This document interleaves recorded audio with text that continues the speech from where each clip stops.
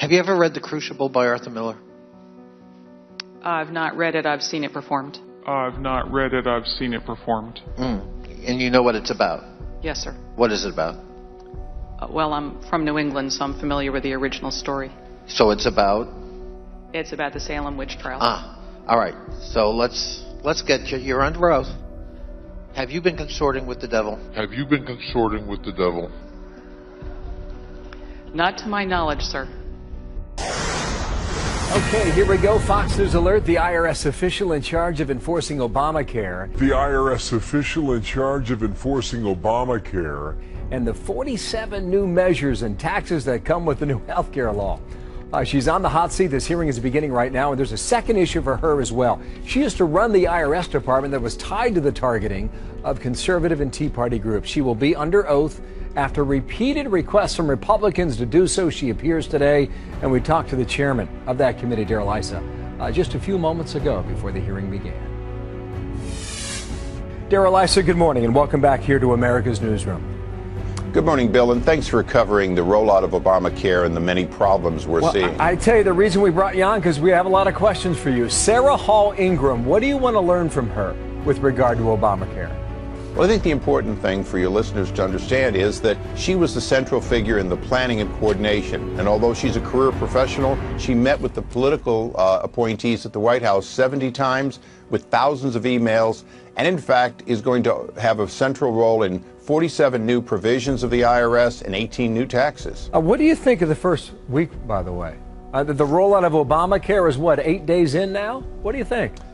You know, when Jay Leno talks about how bad it is, obviously it's hit the mainstream. This is something where they weren't ready, they didn't plan properly, and they're claiming that the inability to get information on the internet is a sign of success. If that's a sign of success, I'd hate to see what failure is. But how do you think she'll explain this then?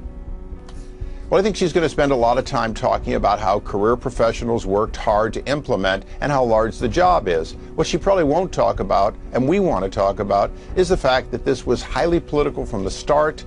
Most of their conversations appeared to be how do they control, how do they tax, and how do they decide who wins and who loses. And remember, the president has delayed or granted waivers to all his political friends, unions, certain large corporations. Well, the American people are not getting a waiver on this tax, even though they can't get online to find out how to comply. Okay, well, in addition to this, her previous role was kind of tied to the targeting of conservative groups that you've been investigating now for more than a year. And with regard to that, what was her role? Just refresh our memory here. Well, she was critical in that she was Lois Lerner's boss.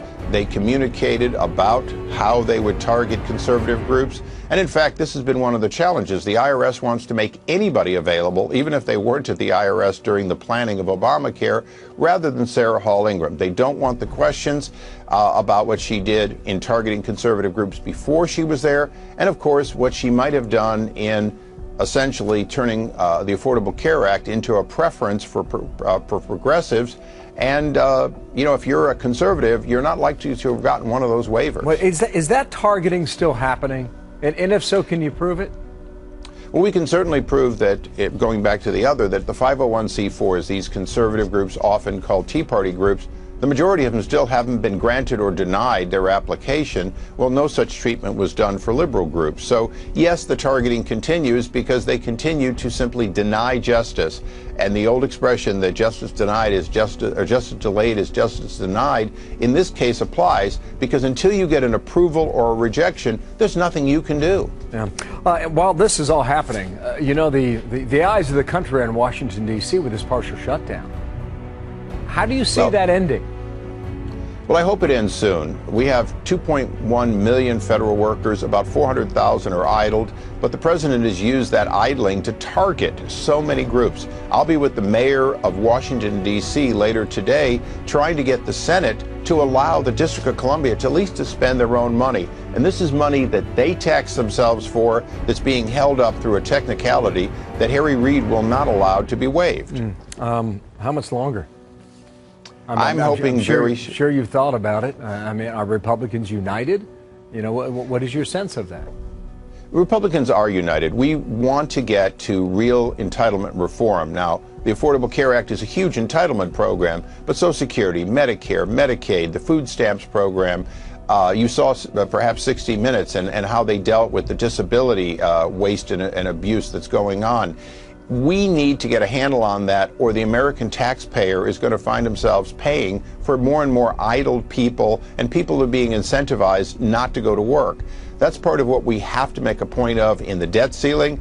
It's what we have to do is begin changing the direction of our spending, because right now it's going toward large entitlements that fewer and fewer taxpayers are being forced to pay higher prices for. The witness on the stand today is Sarah Hall Ingram in front of your committee. Sir, thank you for your time today. That's Daryl Issa from Washington with us. Thank you.